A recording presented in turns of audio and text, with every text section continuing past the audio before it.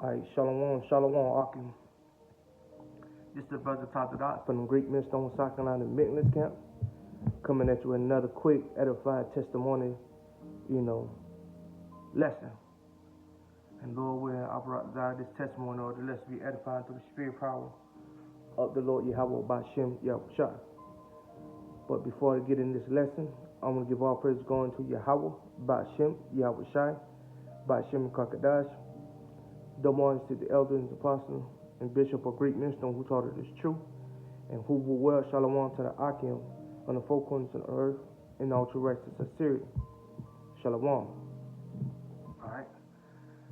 I'm gonna get into it because I know, Akims or brothers was missing me from the South Carolina Maintenance branch camp. I know they haven't seen me in a while, in the last couple of months or few months. All right, well, long story short, the reason I wasn't, with the Akims right now, because I just got out of hospital. I was in there for 2.5 months or 1.5 months, from March 25th, and I got released this month on the 4th. And it started off as my legs were hurting so bad that week before, the same week before the Passover. Before the Passover started that Saturday night, my legs were hurting very bad. I barely could walk. So I went in work that Saturday. We had to do mandatory overtime. And my legs was killing me. Barely could walk. So when I got off work Saturday, before, the South Carolina brothers, before we went to Charlotte, they camped with the GMS Charlotte brothers for the Passover that night. So as I got home, that Saturday afternoon when I got home, before we went to Charlotte, I took my nap, tried to ease the pain and get off my legs. So when I lay down for an hour, some of the brothers from the maintenance camp, GMS maintenance, came and scooped me up, and we headed to Charlotte. And they still was killing me. So when we got to the elder Ashiar crib, where we, setting up, getting ready for the Passover, we did sit down there with the GMS Charlotte brothers, with the GMS maintenance. And so my legs was killing me bad. Couldn't hardly stand up, couldn't hardly walk. So I had one of the brothers had to help me stand up, man. Didn't know what was going on, but I was gonna go and seek help the next day anyways. That Monday, anyways. So to see what was going on with my legs. So during the Passover, I went and took part in the Passover, did everything. And bros noticed that, something wasn't right with me. And so, and I kept telling them, I don't know what's going on. And so,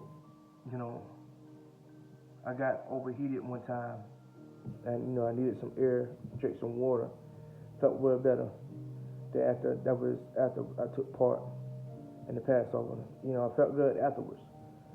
So bros began to pray over me and pray for me. So when we got later on, I got back after the Passover started. I got back to my place, and I went straight to sleep. So that Sunday morning, after I got up, I iced my leg, iced my foot. The swelling and everything went down, and I felt pretty good. I got something to eat and began to watch a game. And when I got to the game, as I'm watching the game, you know, felt pretty good. So um, fast forward, I was getting to lay it down so I can get ready to go tomorrow um, to see what was going on with my legs or whatever. So I'm talking to my mom. Called. Talking to her, and I cough. Right. So after I got off the phone with her, I went to go lay down. I started coughing again, and each time I cough, I spit up blood. I said, "What the word is this?" So I coughed 3 more times, and 3 more times I spit up blood. So I grabbed my things, and where I live down like 3 minutes from the medical hospital. So I went there. So I went there Sunday night and got admitted to early Monday morning. So as I'm sitting there, I'm still, coughing up blood. So when I got admitted, they took blood tests, took some type of, they did blood work, checked my legs and everything, and I still was coughing up blood then. So the nurse came back in and said, sir, you got pneumonia. I was like, all right, cool. I said, damn, pneumonia. How the hell I get pneumonia? I was doing all the right thing. I was, trying to eat right, working out, drinking water, trying to stay hydrated. But, that's what happened. So then they moved me upstairs to where the patient get more treatment at the hospital. All right. So that Tuesday, I was there, the same Monday morning. I was calling everybody, let everybody know that, the IQM know that, that I was in the hospital. They found out I had pneumonia. And I called, of course, the family member, my mom, my mother, my brother, and, calling, people I know. And so I called, my ex-rep, let her know what was going on. So she came, left everything, dropped everything, came straight up there. And so the doctors came in, nurses came in, and that Tuesday they kept telling me my oxygen kept dropping low. So they changed my oxygen 3 times. And that Tuesday, after that Tuesday, I don't remember nothing, because they dated me.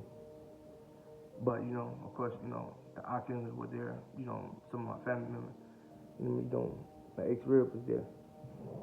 And so when they sedated me from that, after that Tuesday to that Friday, because, people from my job was calling to check on me. And talked to them that Tuesday. But right after that, I got sedated and don't remember nothing. But from what they was telling me, I was sedated from that Wednesday, after that Tuesday, through that Friday, where they had to transport me to a different hospital because I went from okay to worse. So they transport me to this another hospital where they had to put me on dialysis because I had kidney failure, lung failure, blood was in my lungs, blood was in my kidney.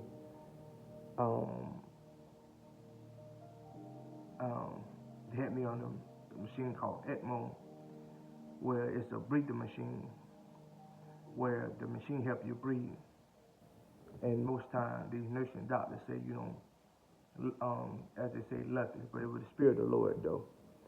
But they said, lucky I was a young man, because most of the people who get on this don't survive off of it because it's helping you breathe. But I was on this machine, heart machine, several heart machines to help me breathe. And I was on there for like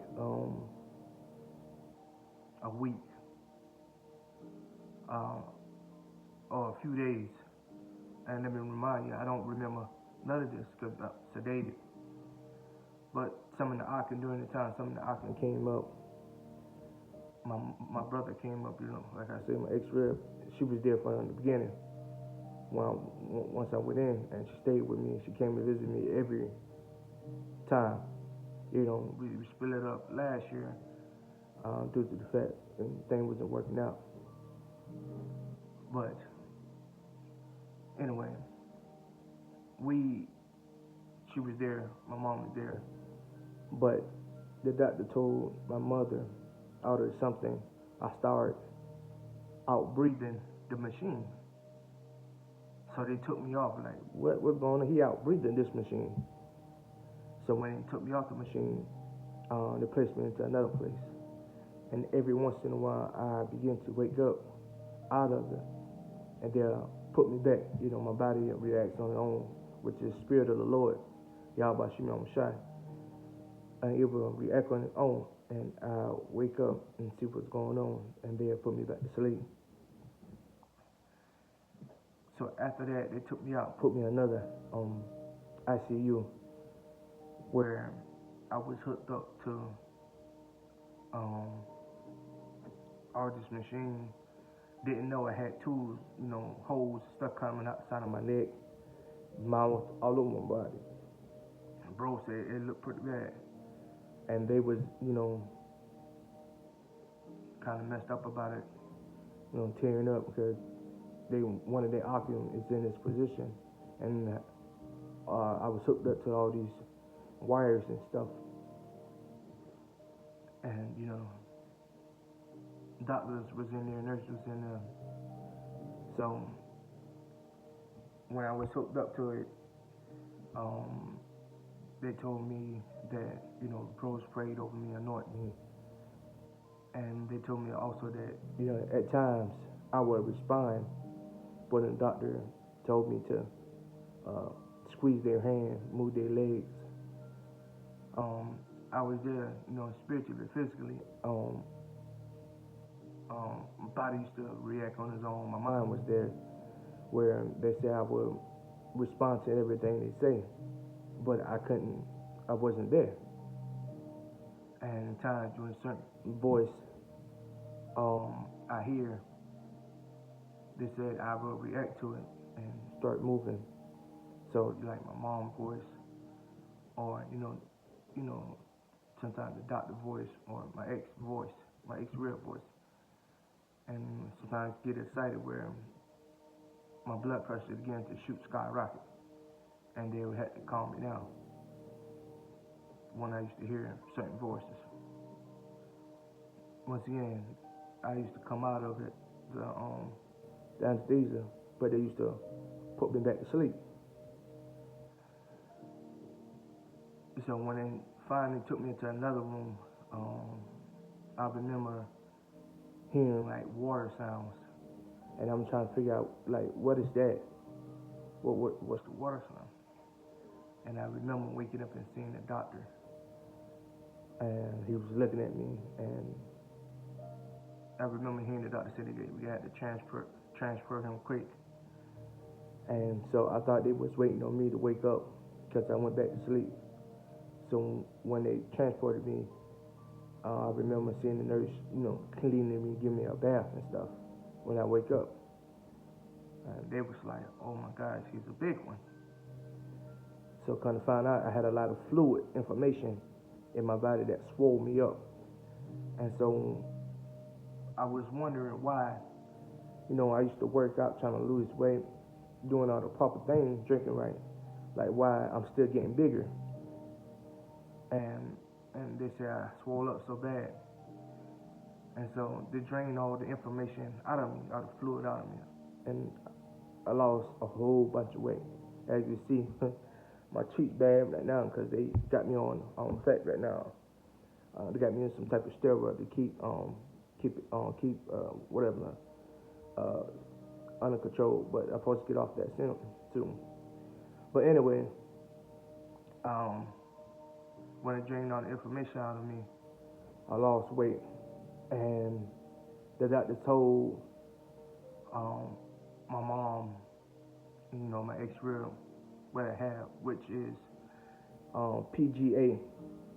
Can't pronounce the name of it, but it's a rare type of vasculitis that some doctors really don't know about. It's just rare, and like some of them never heard of this type of vasculitis. Like where did it attack me?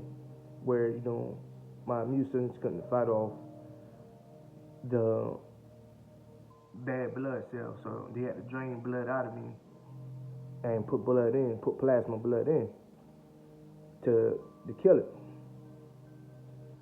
And so they had to put stitches in my leg from where the wounds that I kept hitting, the same wounds at my job. That's why my leg was hurting. They're saying I kept hitting the same wounds, and the blood vessel or whatever, blood vessel burst inside. So whatever part that would burst, that they had put stitches out to carve it out and stitch it back together. That's why my legs was hurting like that. So they said I would be having some type of vasculitis for the rest of my life, as they say. And so I gotta go through treatments and stuff to get it taken care of. But going to different appointments and stuff, x-rays, so everything looking good.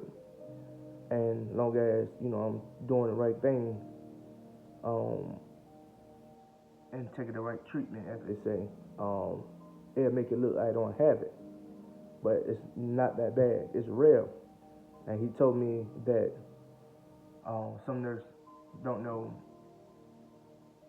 where it come from or how it happened. And one doctor said it could have happened any time of my life. Like it could have popped up. You know how these doctors, Esau saying it could have popped up any time of his life. So it could have popped up, I guess, 3 years ago or 5 years ago or whatever. That's what Esau was saying. And I said to myself, man, look, hey, the Lord, Yahawashi, shall put it there, he can take it away. You know what I'm saying? And so, as I was in the hospital, still sedated, didn't know where I was at. I still was thinking that I still was in one hospital. Didn't know I went to a different hospital. And so, while I was sedated and ICU, the Lord Yahawashi, he called me to the spirit room, and I remember it like it was yesterday.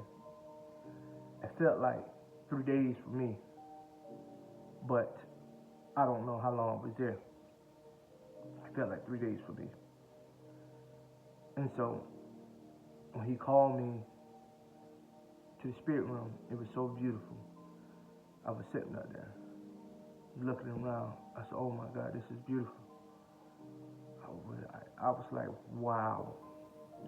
So Yahawashi, in his beautiful, beautiful voice,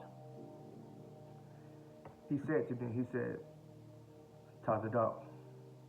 And his voice sounded like many waters. I got a couple of scriptures on that. He said, Tazadak. He said, I couldn't see him. I heard his voice. He spoke to me. Yahawashi spoke to me. He said, Tazadak, I'm not done with you yet. He said, I'm sending you back because you still got more work to do for me. You still got a lot of work for me. You still got a lot of work to do for me. So I'm not taking you yet. I'm sending you back. But you got to straighten up. He said, I know you're going to do better. He said, you got to do better, and I know you're going to do better. He said, but you got to straighten up. He said, I'm not finished with you yet, because you got a lot of work for me to do. And I'm sitting there. I'm like, calm, yes sir, yes sir. So he was talking to me. Then when I was there, I seen vision of me, big robe in my garment. It was beautiful. I had, it's like kind of dark burgundy. And they had, if I remember correctly, if I went off on it, but as I remember, how it looked, it had TA on the front and diamonds on my garment, and ZA in the back as ties, and I had my long Typetron because I always wanted the one like the one in Aquaman house. And I seen my son, and it was this big old giant beast that we created, and my son was doing practice on his trying to destroy it with his spiritual power. He destroyed it, but it took him like 2 or 3 tries to destroy it, but he destroyed it. So I said, son, let me show you how it's done. So I brought the big old beef stack. It was big, it was huge. And like I said, I could have been imagining things or dreaming, but this how it felt so real. And I said, son, let me show you the 1% of the spiritual power that Yahawashi gave the elect man. So I snapped my finger. The big old monster disintegrated. And then we started, racing. And I let my son, fly ahead of me. And as I was flying, my son got scared and he stopped. He was like, but what's this? Sound like a jet flying so fast coming towards me. And that was just me flying. But that's just the power of the Lord Yahawashi from the elect men, and it sounded like a jet flying towards him fast, like a rocket, flying towards him fast, and he got scared, and he stopped. But he wasn't scared. He was like, what's that? Coming towards me fast like that. So he kept flying, and of course, I passed over the spirit, power of the Lord Yahawashi, part of the elect men. But the moral of the story is, testimony is that I spoke with Yahawashi spoke to me. So when the Lord Yahawashi sent me back, I woke up, didn't know what's going on. I'm thinking, I'm still in March. I'm thinking, March still. And the doctor came in. He looked at me. He called me by my, government name. He was like, sir, do you know where you at? At the time he asked me this question, I couldn't talk because I found out I had a trach. It's in my throat that's supposed to help me breathe, because I was on this ventilator to help me breathe with it. and I had a trach in my throat. As you can see the wound. I had this trach in my throat where I couldn't speak at all.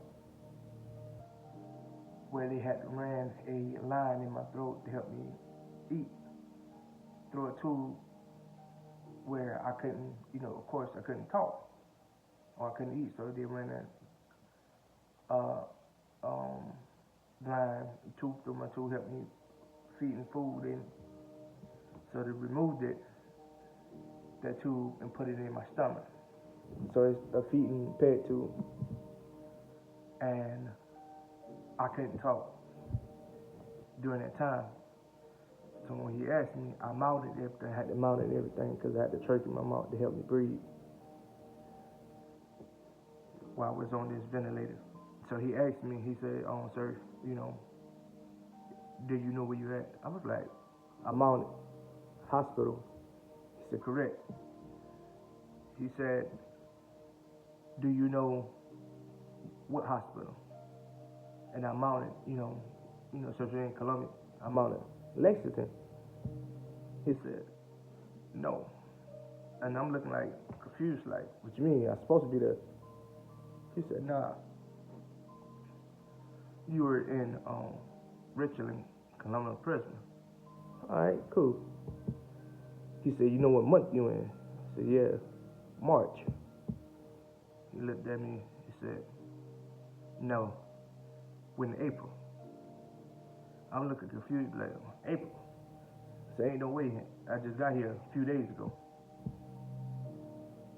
Like I said, don't remember none of that because I was sedated. And so, when he came to me, so he started explaining to me what I have, what happened to my lungs, kidney failure, this and that, and third, vasculitis and stuff. And I had a treatment where they had to clear everything out of my lungs, my blood. I had, as they say, blood in my pee. I couldn't do for myself. I couldn't move my arms and my legs because I was out for a long time. And so,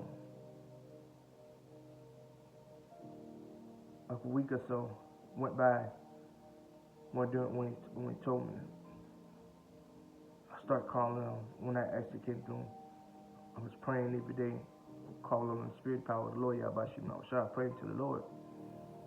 And I remember when Yahawashi spoke to me, and that was so beautiful. And then the nurses came in, and they was like, call me by my first name. Someone called me by my last name. They be like, sir, you're a walking miracle. So I'm looking at you, still can't speak, can't move my hand, trying to, let me know what's going on or whatever.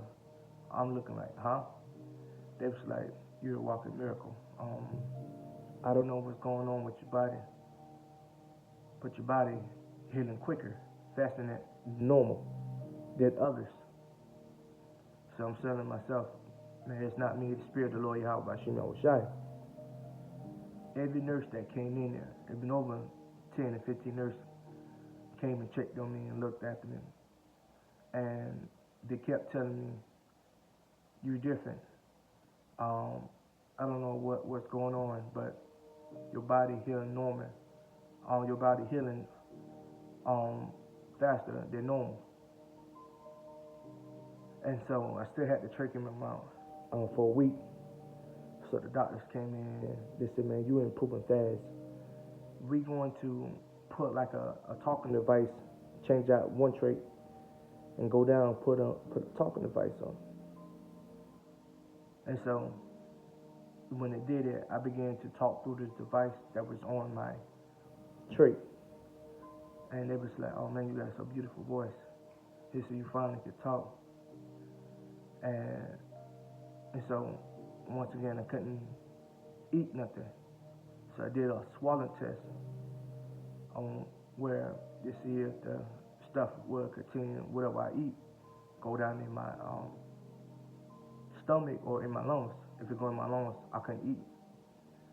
So I started off doing a liquid diet. Well, everything I drink or eat is liquid, and that's the only thing I could have ate, just liquid stuff or drink.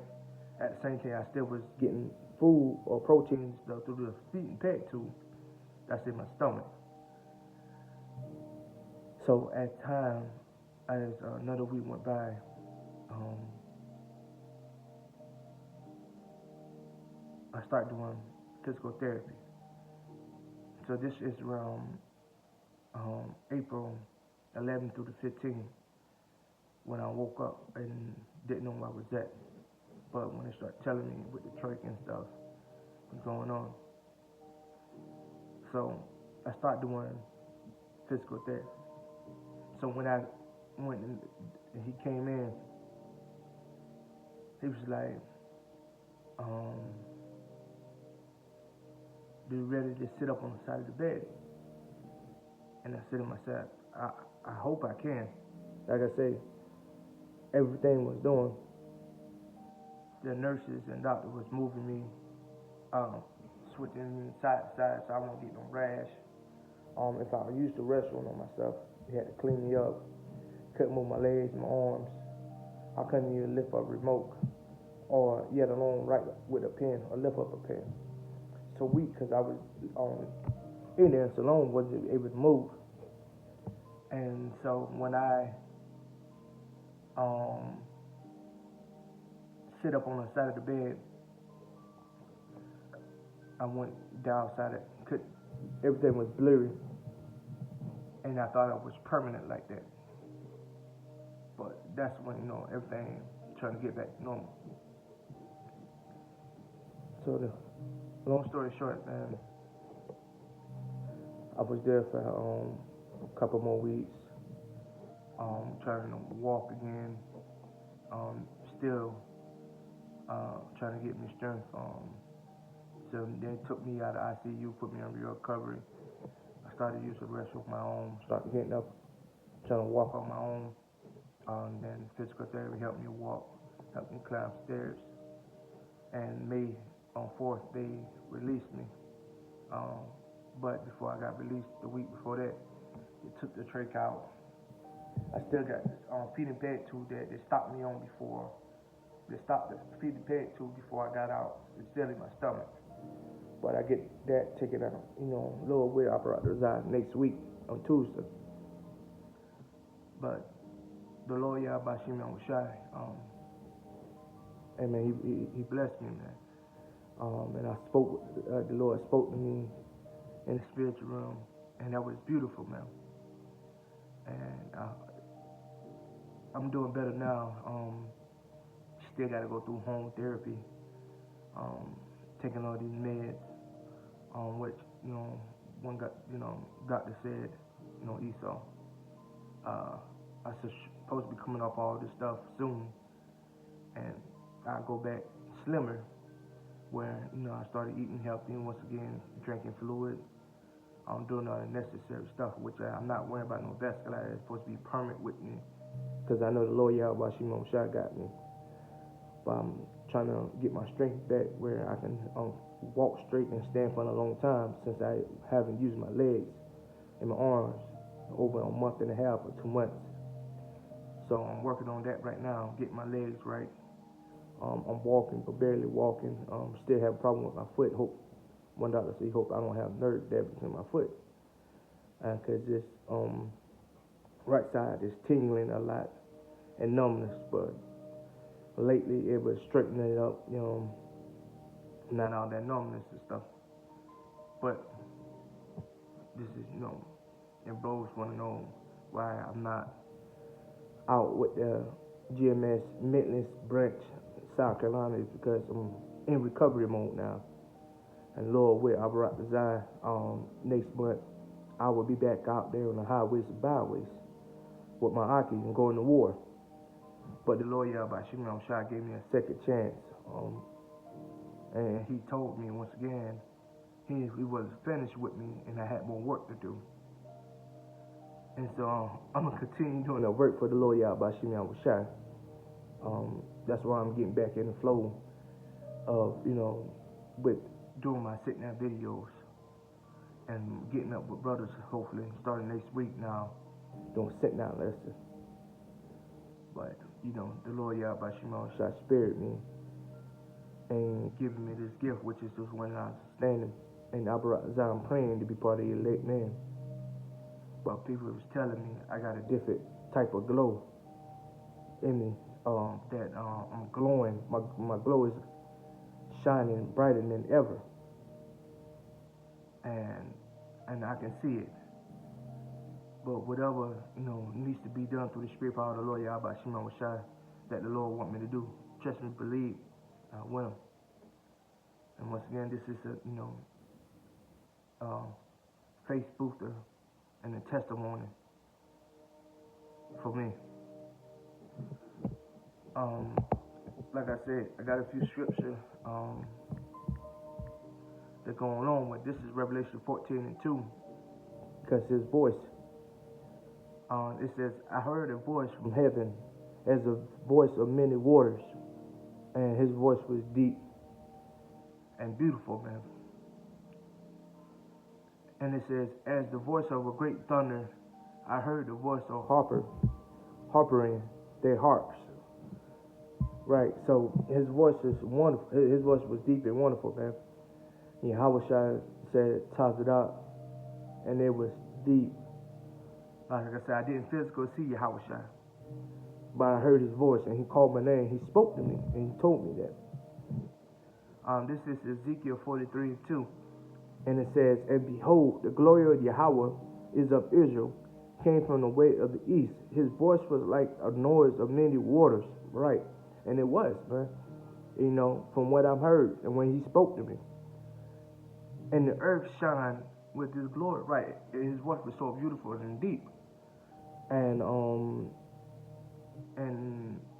I could feel myself smiling when I'm asleep, when he called me, when I was in the spiritual realm. And when he called me and he told me that, he wasn't finished with me, and yet I had more work to do for him. And he's sending me back. And his voice was so beautiful and deep, man. And I was like, wow. I said, Khan, yes, sir. Yes, sir. And I could feel myself, my body moving. But I was in spiritual realm. But it was beautiful, man. But that concluded the end of my testimony, my lesson. It was a faith booth, it was a sum. But I will be back on the highways and hedges in a few coming weeks. Okay? But Lord, it was edifying through the spirit of the Lord Yahawashi.